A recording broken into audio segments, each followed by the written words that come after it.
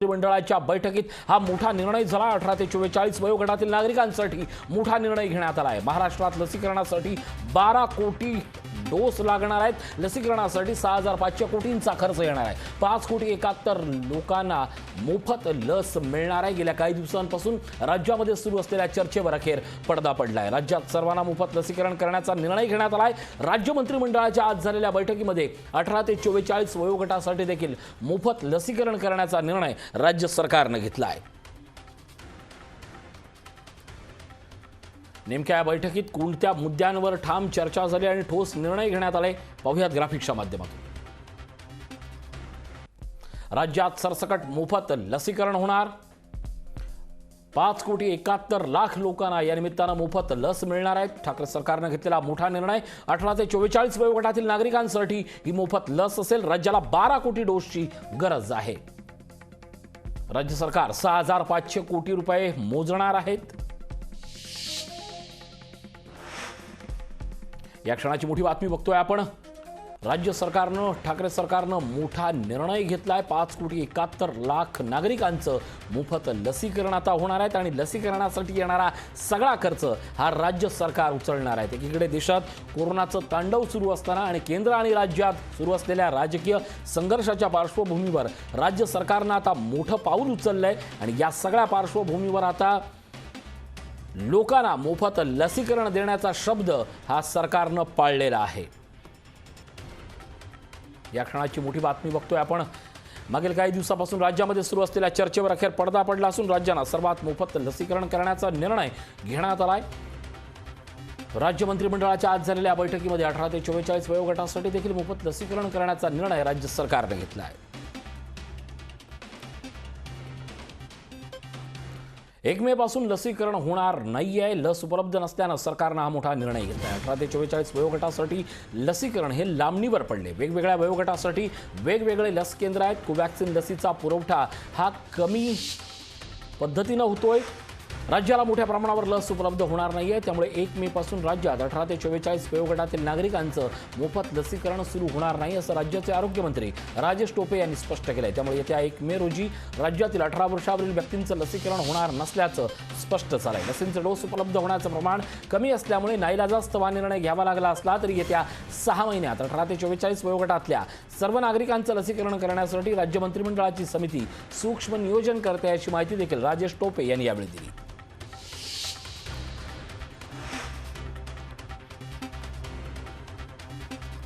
आपण या संदर्भात अधिक चर्चा करूयात। भाजपचे ज्येष्ठ नेते अतुल भातखळकर आपल्यासोबत जोडले जात आहेत, दूरध्वनीवरून संपर्कात आहेत। सर, राज्य सरकारनं मोठा निर्णय घेतलाय। लसीकरणासाठी राज्य सरकारनं तयारी पूर्ण केली आहे।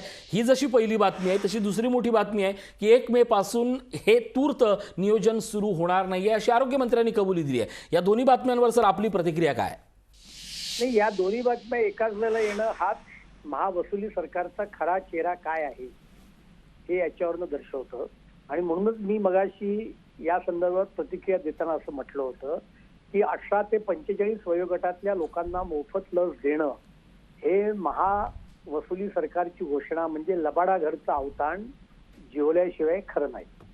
कारण लस नाही, लसीची उपलब्धता नाही, केंद्र सरकार देत नाही, असं कायम रडगाणं लावायचं।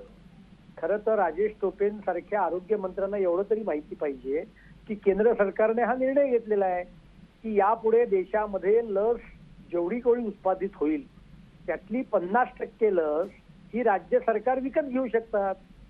आणि त्यामुळे त्यांनी हा निर्णय जाहीर करत असताना 50% लस ते कुठल्या कुठल्या कंपन्यांकडनं विकत घेणार आणि त्याचं लसीकरण मोफत कसं करणार ही योजना तरी जाहीर करायला पाहिजे होती। पण केवळ आणि केवळ भाजपाने मागणी केली आणि आपल्याला लोकांच्या रोषाला बळी पडू नये या हेतूने त्यांनी अशी फसवी घोषणा केलेली आहे। जशी पॅकेजच्या फसव्या घोषणा केल्या, 50,000 रुपये हेक्टरी देतो, बांधावर येऊन देतो, त्याच प्रकारची ही घोषणा आहे, अन्य काही नाही। नक्कीच, धन्यवाद सर प्रतिक्रिया दिल्याबद्दल। अतुल भातखळकर भाजपचे ज्येष्ठ नेते होते। राज्य सरकार हे फसवेगिरीचं राजकारण करत आहे, अशा पद्धतीनं वागणं हे आता सगळ्यांच्या समोर आलंय, अशी ते टीका भातखळकर यांनी यावेळी केली आहे। राज्य सरकार सरसकट मोफत लसीकरण करणार आहे। दरम्यान याच वेळेला राजेश टोपे, आरोग्यमंत्री राजेश टोपे यांनी मांडलेले मुद्दे अत्यंत महत्त्वाचे आहेत। 6 महिन्यात सर्वांचं लसीकरण करण्यात येणार आहे। नागरिकांना लसीकरणाबाबत पूर्व सूचनाही देण्यात येणार आहेत। दरम्यान राज्याला मोठ्या प्रमाणावर लस उपलब्ध होणार नाही आहे, त्यामुळे 1 मे पासून राज्यात 18 ते 44 वयोगटातील नागरिकांचं मोफत लसीकरण सुरू होणार नाही आहे, असं राज्याचे आरोग्यमंत्री राजेश टोपे यांनी स्पष्ट केलं आहे। काय म्हणालेत राजेश टोपे पाहूयात। अगदी एक विषय म्हणूनच बैठक घेतली आणि त्या विषयाची सविस्तर चर्चा झाली, ज्यामध्ये महाराष्ट्राच्या महाविकास आघाडीने कॅबिनेटने निर्णय घेतला की महाराष्ट्राच्या 5,71,00,000 जो काही 18 ते 44 वयोगटातला घटक आहे त्यांना त्याची जबाबदारी जी राज्य सरकारांवर केंद्र सरकारने दिलेली आहे त्याबाबत आपण फ्री वॅक्सिनेशन करायचं, 100% लोकांना फ्री वॅक्सिनेशन करायचं, अशा पद्धतीचा एक महत्त्वपूर्ण निर्णय या ठिकाणी घेण्यात आलेला आहे। 1 मेला आपल्याजवळ वॅक्सिन्स इच्छा असताना सुद्धा उपलब्ध होत नसल्या कारणाने 1 मेला सुरू करता येणार नाही, परंतु आपण याबाबतचं डिटेलिंग लगेचच करत आहोत। खाजगी रुग्णालयांमध्ये आता इथून पुढे लस पैसे देऊनच घ्यावी लागेल। संपूर्ण राज्य शासनाच्या सरकारी दवाखान्यांमध्ये लस मोफत मिळणार।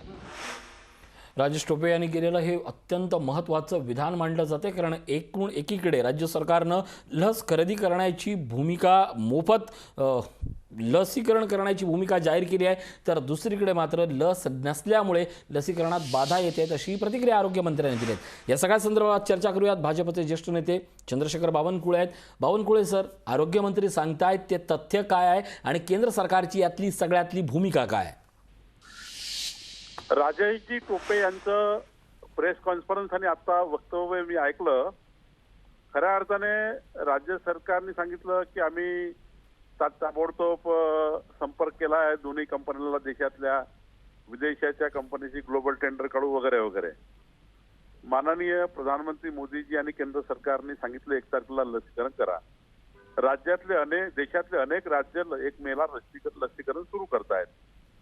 यांनी सरसकट अशी भूमिका घेणे योग्य नाही की आम्ही 1 तारखेला 18 वर्षाच्या वयाच्या मुलाचं लसीकरण करणार नाही, 18 ते 45च्या।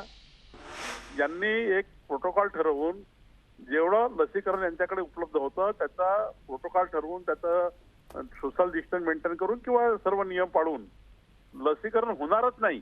लसीकरण आम्ही 1 तारखेला करूच शकत नाही। ही जी निगेटिव्ह भूमिका घेतली ही निगेटिव्ह भूमिका सोडावी आणि पॉझिटिव्ह भूमिकेतनं यांनी सुरुवात केली पाहिजे। आणि यांचं म्हणणं आहे की प्रायव्हेट हॉस्पिटल, मला आपल्याला सर्वांना कळतं की महाविकास आघाडीमध्ये तिघांमध्ये काही समन्वय नाही आहे। असा काळ येईल की या महाराष्ट्रातल्या 50% लोकांचं लसीकरण खाजगी हॉस्पिटलमध्ये झालेलं असेल आणि 50% सरकारला करावंच लागणार नाही। ही भूमिका जी दिसत आहे या भूमिकेवरून असं दिसतं की तुम्ही जा आणि खाजगी लसीकरण करून घ्या।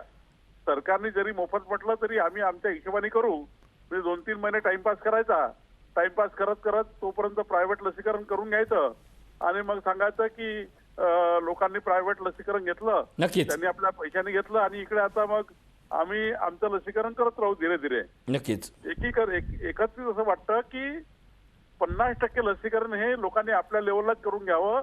आमची घोषणा आहे आणि मग 50% जे येतं ते आम्ही आपल्या हिशोबाने करू।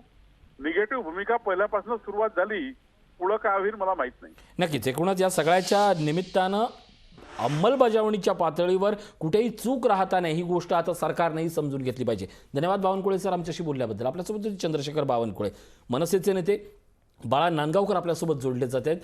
नांदगावकर सर, आपण बघतोय की एकीकडे राज्य सरकारनं घोषणा केली आहे मोफत लसीकरण केलं जाणार आहे, सरकार हा सगळा खर्च उचलणार आहे, ही जरी भावना स्तुत्य असली तरी पण आता मात्र लसी नाही आहेत। केंद्राकडनं राज्याकडनं या संघर्षात सामान्य माणसाला लस मिळायला पाहिजे, आपली भूमिका काय? तुमच्या मताशी मी सहमत आहे।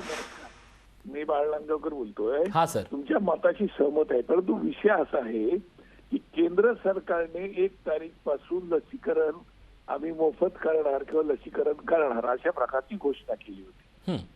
आता केंद्र सरकारने घोषणा केल्यानंतर राज्य सरकारांनी सुद्धा तशा प्रकारची राज्यांमध्ये लसीकरण करण्याच्या बाबतीत निर्णय घेतले. आजच कॅबिनेटची मीटिंग झाली आणि त्यांनी तो निर्णय घेतला.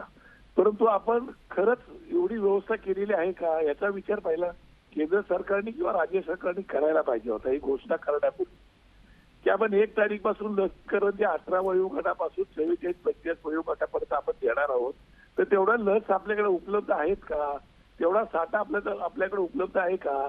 सिरमवाल्यांचं म्हणणं की आम्हाला अजून ऑर्डरच दिलेली नाही, सिरमवाल्यांचं म्हणणं अजून आम्हाला पेमेंट मिळालेलं नाही.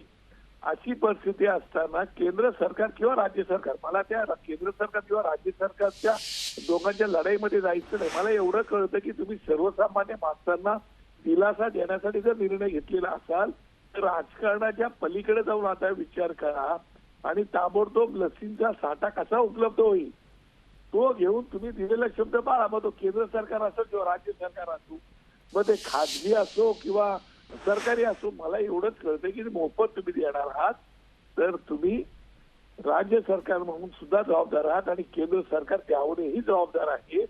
आणि म्हणून आता राजकारणाच्या पलीकडे जाऊन ताबडतोब त्या लसची व्यवस्था करा. 1-2 दिवसामध्ये लसची व्यवस्था झाली पाहिजे. सिरमला काय पेमेंट द्यायचं तो जाऊ द्या, भारत बायोटेकला द्यायचा तेवढा जाऊ द्या, त्या आणखी कुठून व्यवस्था करायची ती केंद्र सरकारने करावी आणि ताबडतोब राज्याला लसीचा पुरवठा करून द्यावा. आणि राज्यांनी सुद्धा जी आपण आता घोषणा केलेली आहे ती पूर्णपणे पाळावी.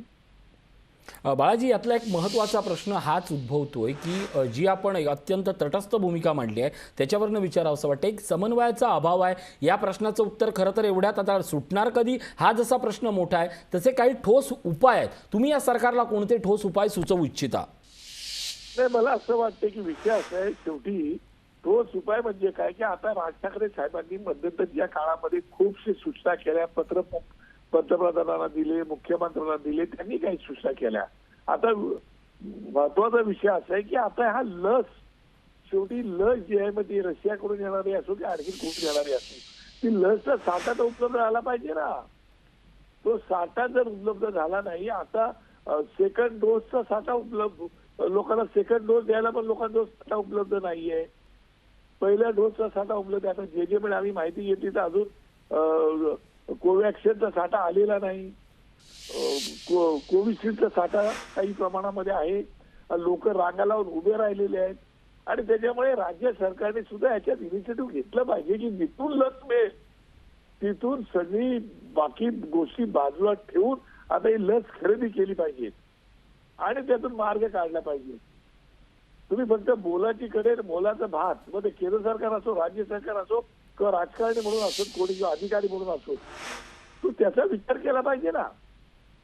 लसचा साठा उपलब्ध आता आमच्या घरामध्ये नाही, तुमच्या घरामध्ये नाही, कुठे मिळणार तो? तुम्हाला ज्या कंपन्या लस बनवतात त्यांच्याकडूनच विकत घ्यायच्या आहेत, त्यांच्याकडनं घेऊन तुम्हाला त्या द्यायच्या आहेत. त्याच्यामुळे आपण निर्णय तो घेण्याची आवश्यकता आहे. लसचा साठा जर केंद्र सरकारकडे आला नाही तर केंद्र सरकार राज्य सरकारांना देणार नाही, राज्य सरकारला लसचा साठा मिळाला नाही तो सर्वसामान्यांना मिळणार नाही.